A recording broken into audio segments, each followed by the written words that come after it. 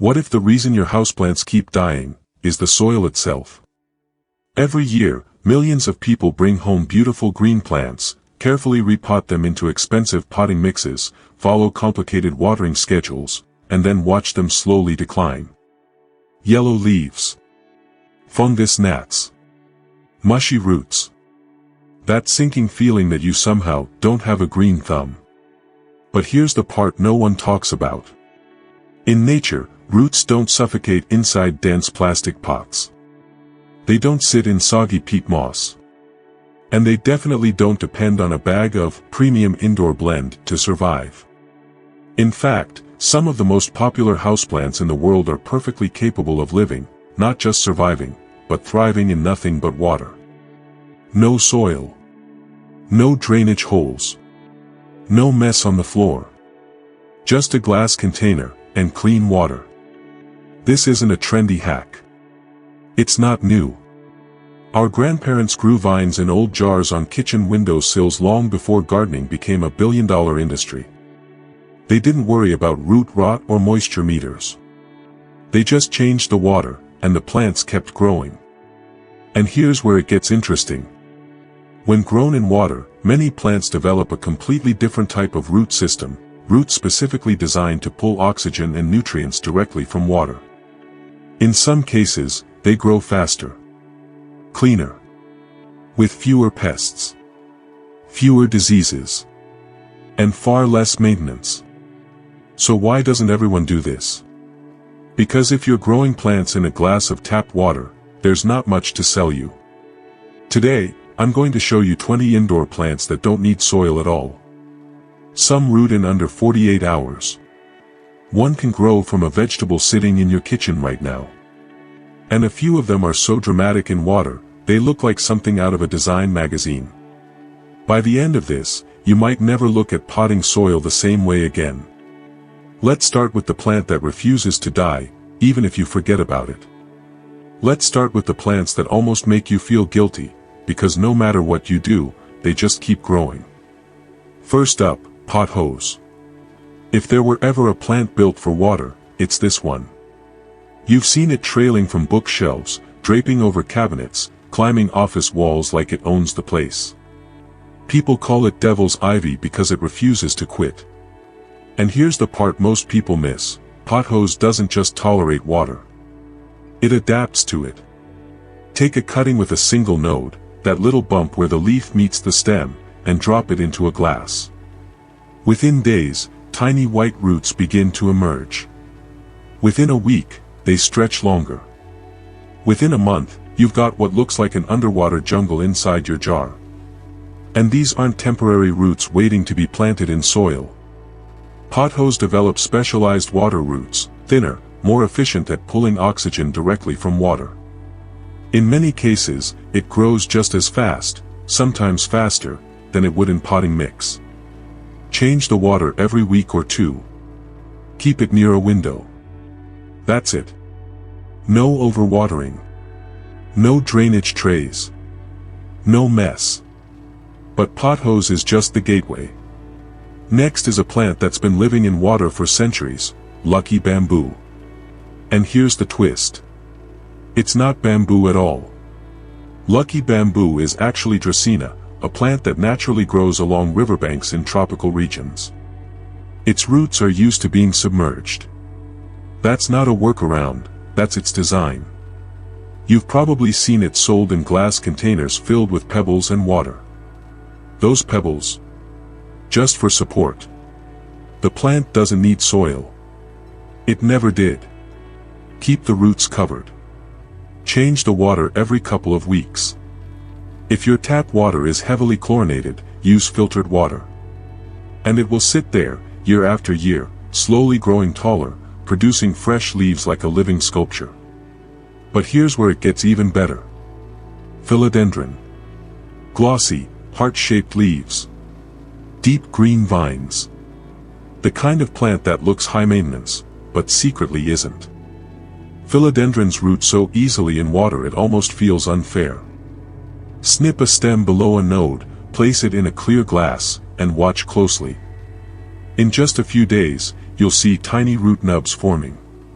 In 2 weeks, they're stretching. In a month, new leaves begin to unfurl as if nothing changed. And just like Pothos, these roots transition fully to water life. They don't sit there struggling. They convert. There's something strangely satisfying about seeing the entire root system develop in front of you. No guessing what's happening below the soil. No wondering if you watered too much. It's all visible. Transparent. Simple. 3 plants. 3 nearly indestructible options. All thriving in nothing but water. But if you think that's impressive, wait until you see the plants that grow so fast in water you can practically measure it by the hour. Now this is where things start to feel almost unreal. Because some plants don't just survive in water, they take off. Let's start with the spider plant. Spider plants come with built-in backups. Long arching stems produce baby plants, tiny replicas of the mother, each one already forming its own miniature root system. Nature basically pre-packages them for water. Snip one of those babies off and drop it into a glass. Within days, those tiny root nubs stretch and multiply. Within a week, they triple in length. You can actually see progress every morning when you walk past it. There's no adjustment period. No drama. It's like the plant was waiting for this moment. And once established, it keeps going, pushing out new striped leaves, eventually producing its own babies, all without ever touching soil. But spider plants are just warming up. English ivy moves faster. Take a fresh cutting in spring or summer, place it in water, and within a week you'll see root nubs forming along the nodes. 2 weeks later, those roots are long enough to anchor serious growth. A month in, new leaves begin to push out at the tips. It's almost aggressive. Ivy naturally grows in damp, shaded environments, clinging to stone and bark with aerial roots. When you place it in water, those same structures adapt instantly. What looks delicate is actually incredibly resilient. And then there's arrowhead plant. This one doesn't just root fast, it transforms. Arrowhead plants produce aerial roots along their stems naturally. So when you place a cutting in water, you're not asking it to create something new. You're activating what's already there. Within days, those aerial roots swell and elongate. Within 2 weeks, the plant is actively pushing out fresh arrow-shaped leaves. And the growth rate? Noticeably faster than in soil. Bright indirect light, weekly water changes, and it just keeps climbing or trailing, depending on how you train it. But now we're stepping into another level. Silver-inch plant, also called Dracaena zebrina, might be the most satisfying plant to propagate in water. Roots don't take weeks. They don't even take several days. They can appear within 48 hours. Every node along the stem already contains visible root nubs. Place a cutting in water and those tiny bumps activate almost immediately. Check the glass the next day and you'll see thin white threads extending downward. By the end of the week, you have a full root system supporting active new growth above the waterline. And if you think that's fast, Purple Heart makes it feel like time-lapse photography in real life. Deep violet stems. Dark purple leaves that intensify in bright light. And when you drop a cutting into water, roots can begin forming within 24 hours. Not metaphorically. Actually visible. By day 2, they're unmistakable. By the end of the week, the plant is fully established and growing as if nothing ever happened. It almost feels like cheating. 5 plants. All explosive in water. All giving you instant feedback that you're doing it right. And once you experience that kind of visible growth, it's hard to go back to guessing what's happening under a layer of potting mix. But here's where people get surprised.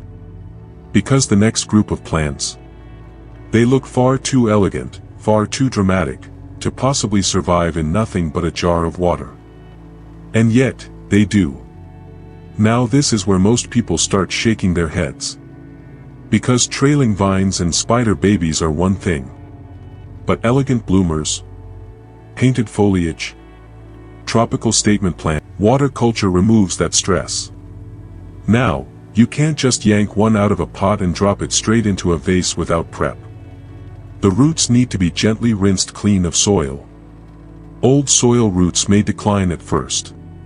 But within weeks, new water-adapted roots begin to form. And once they do, the plant stabilizes.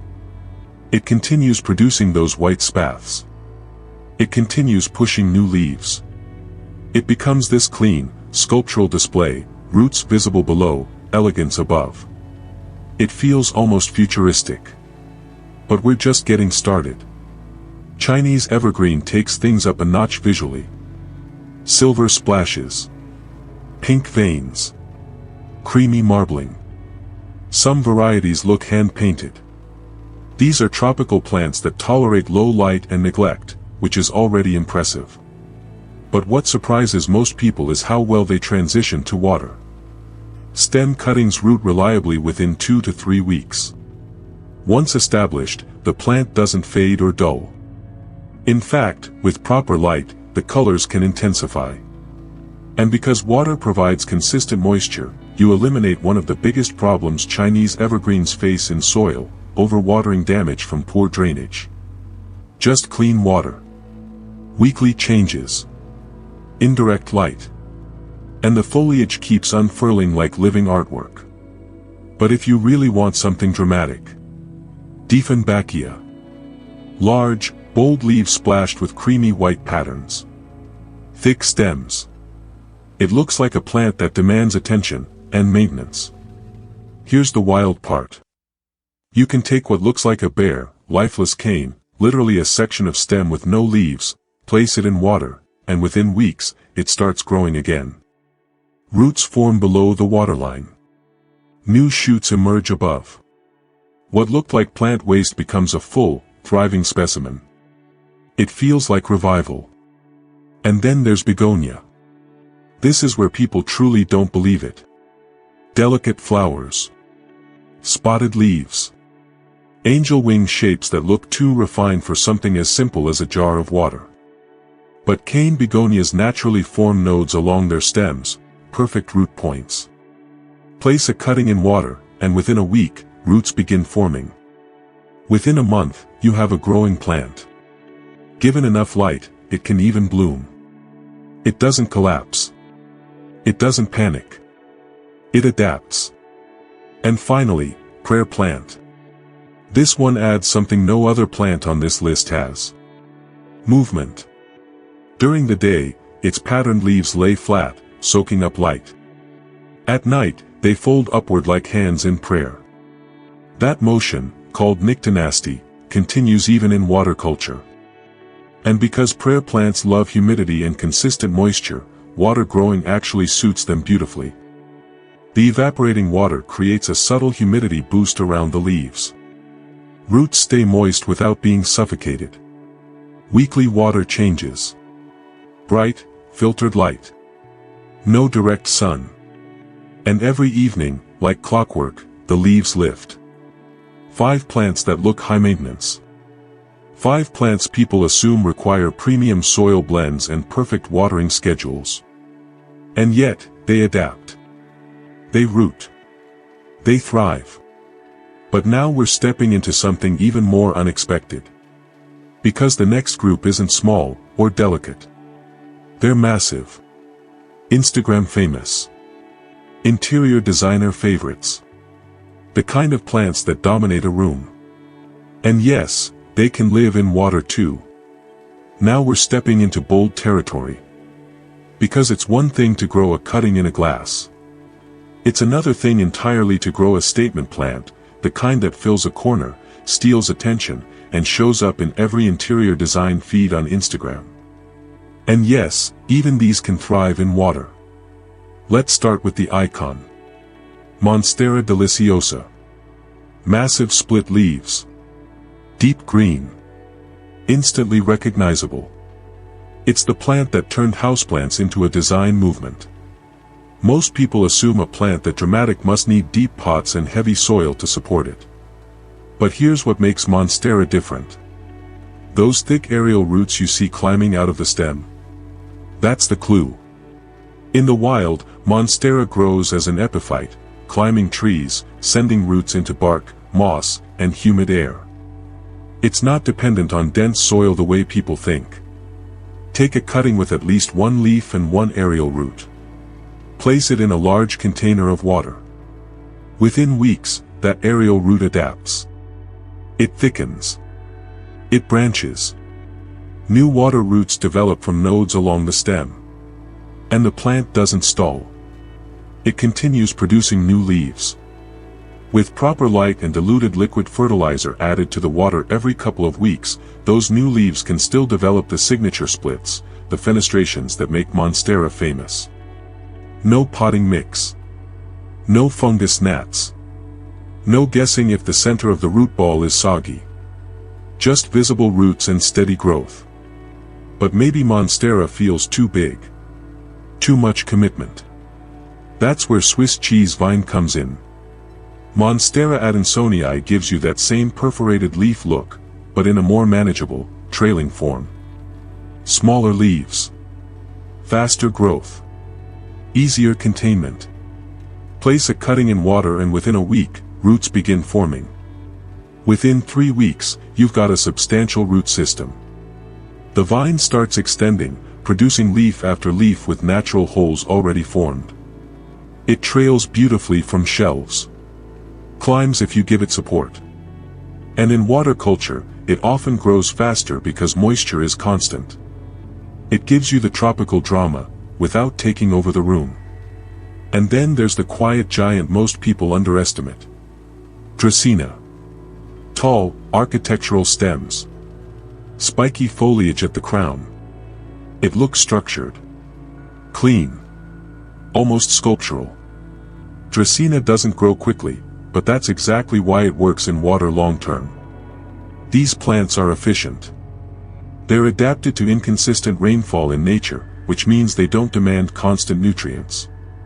In water, they establish slowly, and then they just stabilize. We're talking years of survival in nothing but clean water. No explosive growth. No drama. Just steady, quiet persistence. Use filtered water if possible. Dracaena can be sensitive to chemicals in tap water. Change it every couple of weeks. Provide moderate light.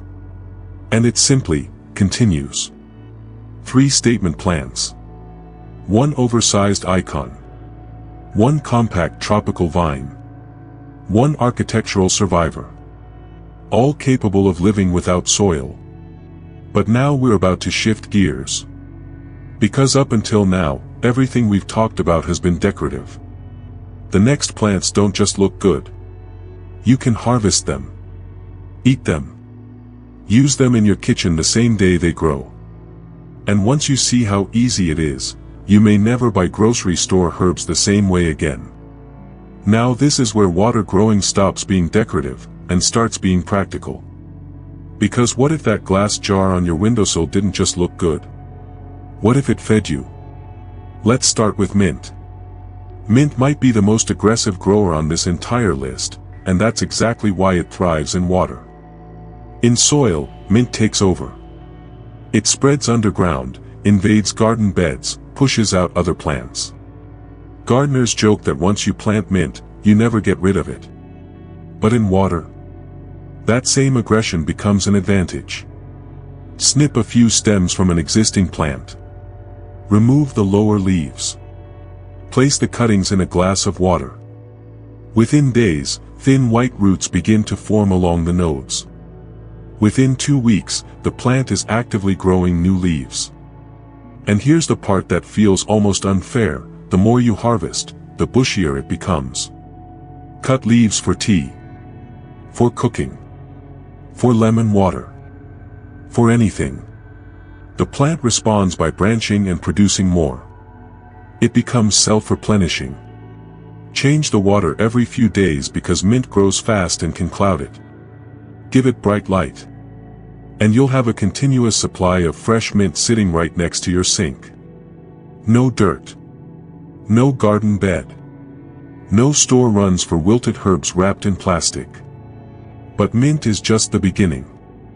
Basil might be even more done. 2 edible plants. Both growing faster in water than most people expect. Both turning a simple windowsill into something functional. But here's the best part. You don't even need to start with a plant. The final one on this list. You probably already have it sitting in your kitchen right now. And once you put it in water, it feels like watching magic happen. Now for the one that changes everything. Because this doesn't start at a garden center. It starts in your pantry. Sweet potato. Not a cutting. Not a nursery plant. Not a fancy tropical import. A sweet potato you already bought for dinner. Here's what you do. Grab one. Organic works best since conventional ones are sometimes treated to prevent sprouting. Fill a jar with water. Place the sweet potato in with the pointy end down, about halfway submerged. That's it. No fertilizer. No soil. No special equipment. And then, you wait. Within a week, thin white roots begin emerging from the bottom. They reach down into the water like they've been waiting for this moment. By week 2, something even more exciting happens. Small green or purple sprouts begin pushing out from the top. By week 3, those sprouts turn into vines. By week 4, you have trailing stems with heart-shaped leaves cascading over the edge of the jar. And within 2 months, those vines can stretch several feet long, filling an entire window with lush growth. Here's what makes this feel almost magical. Sweet potatoes are storage organs.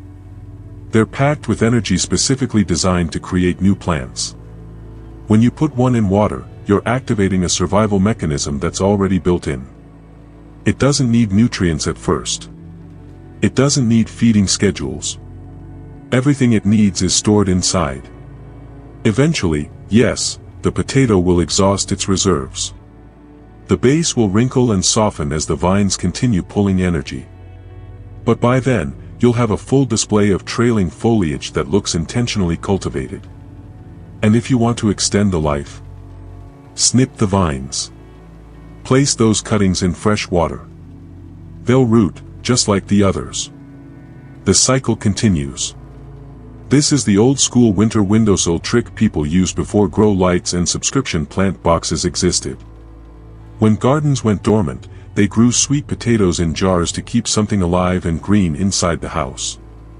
It's simple. It's almost nostalgic. And it works just as well today. One vegetable. One jar. Water. Light. Patience. That's it. And when you step back and look at everything we just covered, from Pothos to monstera to fresh basil to a pantry potato, the pattern becomes obvious. Soil isn't mandatory. It's optional. What matters is understanding how plants actually grow, and realizing that sometimes the simplest method is the one that's been sitting quietly on a windowsill all along. So maybe the question isn't, do plants need soil? Maybe the better question is, why were we taught that they always do? For decades, indoor gardening has been packaged as something complicated. Bags of specialty mixes. Moisture meters. Drainage layers. Fertilizer schedules. Repotting routines. And when something goes wrong, the assumption is that you did something wrong. But what if it was never about having a green thumb? What if it was about simplifying the system? You've just seen trailing vines that root in days. Tropical giants that adapt to water. Elegant bloomers that continue producing flowers without a single scoop of soil. Herbs you can harvest straight from a glass. And a sweet potato that turns into a living curtain of green with nothing more than patience. No fungus gnats buzzing around your kitchen. No muddy spills on the floor. No guessing if the root ball is drowning. Just clean water. Light. Visibility. Control. And once you watch roots forming in real time, once you see growth happening right in front of you, something shifts. It stops feeling intimidating. It starts feeling obvious. So here's a simple challenge. Pick one. Just one plant from this list. Set it up in water this week. Put it somewhere you walk past every day. Watch what happens. Because once you succeed with one, you start looking at every plant differently. Every cutting becomes potential. Every grocery store herb becomes a starter plant. Every pantry sweet potato becomes a possibility. Soil isn't the rule. It's just one option. And sometimes, the most impressive growth happens when you remove everything unnecessary and let the plant do what it was designed to do. If this opened your eyes even a little, let me know in the comments, which one are you trying first? Trailing vines, dramatic tropicals, fresh herbs, or the sweet potato experiment? And if you're ready to grow smarter, simpler, and cleaner, make sure you're subscribed. Because once you realize how easy this can be, there's no going back.